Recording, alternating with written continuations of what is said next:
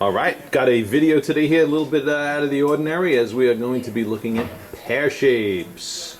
All the pears in this video we're going to be looking at are 2 carats plus, and basically embody 3 different personalities of pear shape.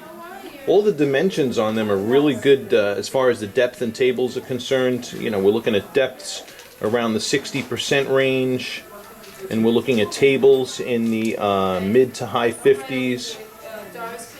One of them being at 60%. But in any case, the one here on the far left is a 2 carat. It's an ESI1 pair.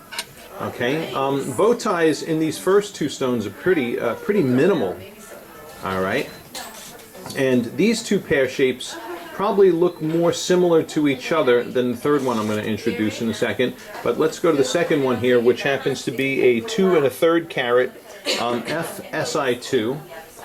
Being an SI2 clarity, I really do not see the inclusions with my eyes on that one. But then again, I'm 49 as well. But both of these minimal bow ties, Sarah did an awesome job picking these out, because you don't have the heavy bow tie effect going on in either one of them. And while both of these are nice pear shapes, I have to introduce you to this third one.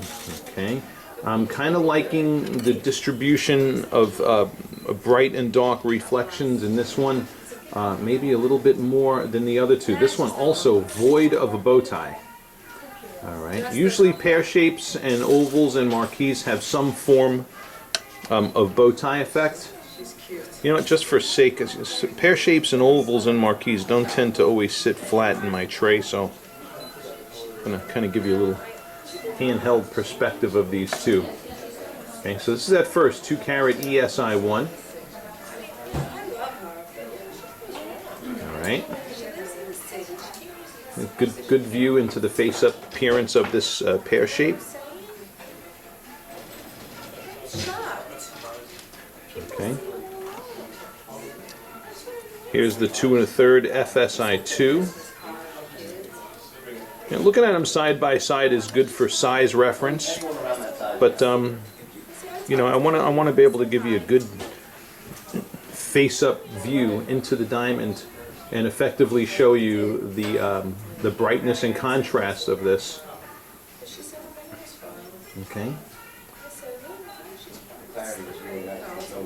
Okay. You see, you got good, strong, bright reflections going across the belly, where the bow tie would typically be. Okay. And then lastly, pear shape number 3 is another 2 1/3 carat, and that diamond is a DSI1. Oh, let me get a different hold on this diamond for you. Just bear with me, folks.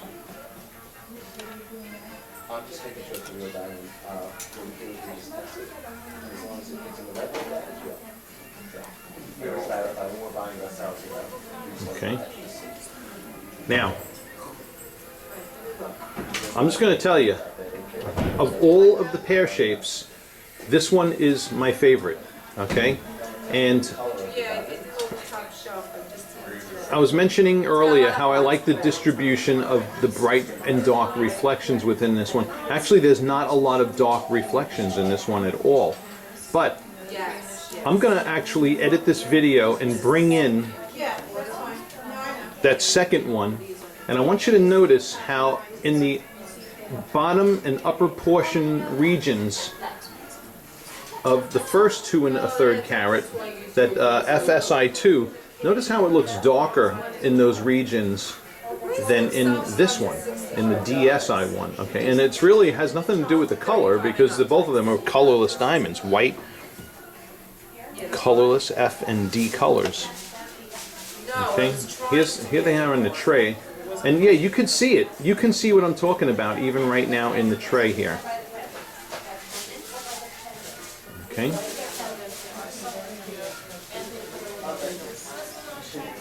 If this guy will sit straight for me, yeah, right there. See how it's like darker in these areas here, and how this is brighter and lighter in those areas? So that's something that I saw immediately when I was viewing these diamonds, even before I began the shoot. And also up in this region here too. See how it's like kind of darker up here and then lighter here and brighter? So for those reasons alone, from this lineup of pear shapes, and so you could even see it in the first one as well. Okay, which is what makes these two pear shapes look more similar to each other than this third one. So, you know, if I was going to plunk down the buckos on one of these pear shapes, this would definitely be my diamond of choice. Okay, and if you've watched any of my other videos, you know I place a heavier emphasis on what we observe in diffuse lighting and also natural daylighting than I do, you know, say spotlighting. Although spotlighting is important too, but diffuse lighting is more important. And we're going to go into spotlighting now. Look at sparkle. Okay.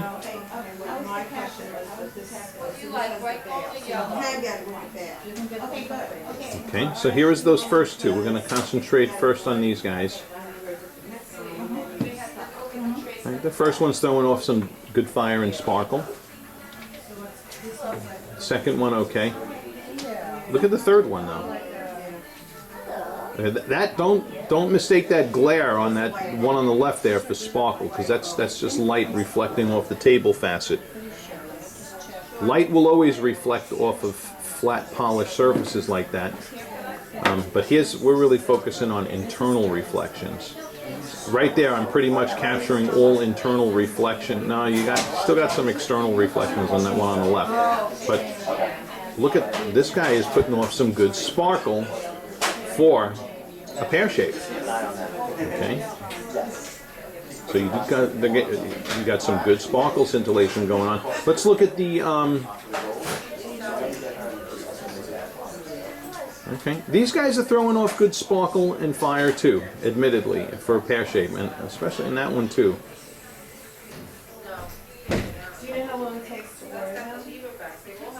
But this one has a nice distribution of it. All right, let's go into stronger spotlighting. That'll also give us a good perspective as well. Okay. And again, here we are in our stronger spotlighting. Okay. Now, see, in these two pear shapes, where we saw those brighter reflections before, excuse me, in the diffuse daylight, you're going to get strong fire in those regions, okay? Insofar as the pear shape is concerned. And you can see it. See them flares happening right there on those two, okay?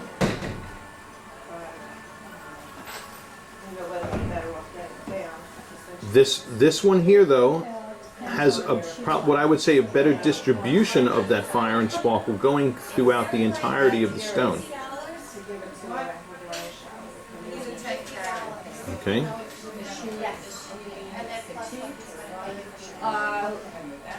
All right, and for a final exam, we're going to go into natural daylight and look at them as well. These guys, just though, in all fairness, they do got some good fire going across the belly on these two. All right. You're getting glare. See the glare happening again. All right. At least you know. But we're going to go now into the stronger spotlight. Sorry, natural daylight, which is another very, very important view. We'll see if that view persuades me away from the third stone. All right. And here we are in natural daylight. And as I'm looking at these two here in the natural daylight, this is now the first two stones again, the 2 carat ESI on the left and the 2 carat on the 2 1/3 carat FSI2 on the right. And I don't know if you're able to pick it up, but this 2 carat FSI2 is remember those darker areas we saw on the bottom half of the stone as we were looking in diffuse lighting earlier? Well, that's kind of showing up now, believe it or not, as a darker color, okay, which is something that's going to make me really reject this one. Okay, so that makes it easy. It almost takes on a brownish kind of an appearance as I'm looking at it with my eye. I'm not sure how accurately the camera is capturing it, but this diamond to my left, the ESI, I believe ESI1, is showing up much brighter and whiter. All right, whereas this one is getting too much color absorption due to light leakage. Okay, and don't get me wrong, all pear shapes do leak light to a certain extent, some more than others, obviously. But so for that reason alone, the color absorption of this F color is making it not look like an F color.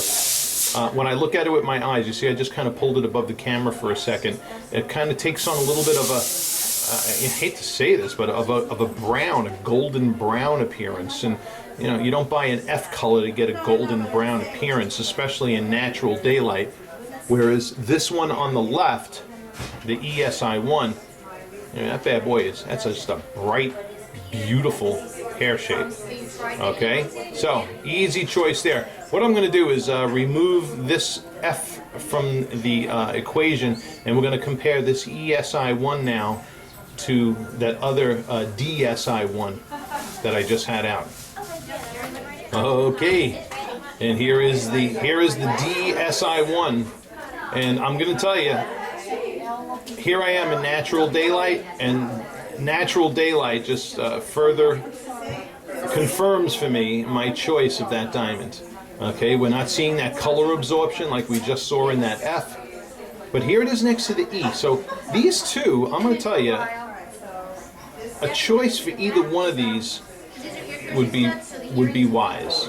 Okay, I am still favoring this one here, and you know, I'm going to tell you, when we look at pear shapes and we look at many fancy shaped diamonds, as we're analyzing diamonds here in the laboratory, but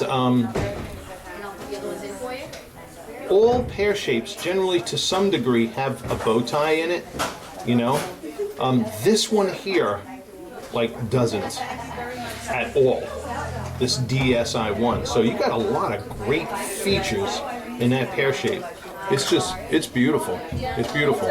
But I could understand a decision for either one of these. Okay. Okay. So in this one here, I just want to point out some things. You notice you got a strong band of bright reflections going across the belly of that diamond. Okay. So that diamond does have what we would call a minimal bow tie. It did have, where you see those stronger bright reflections, remember it had strong fire across that belly area when we were in spotlighting, and I think even a little stronger than this DSI1 on the right. But this DSI1 on the right, man, this is a magnificent stone. Well, I can understand a choice for either one, so you may want to watch this video back one or two more times before you make your final decision. But hot dog, we have some winners for you here in pear shapes, and really Sarah did an outstanding job of calling in from some of our most trusted resources and hand-picking for you what she, you know, based on our experience of doing this over the years. So Sarah had a pretty good mentor too, if I say so myself. Okay, so that wraps this video up. Thank you for watching, and we appreciate your patience and your patronage as we do our best to serve you.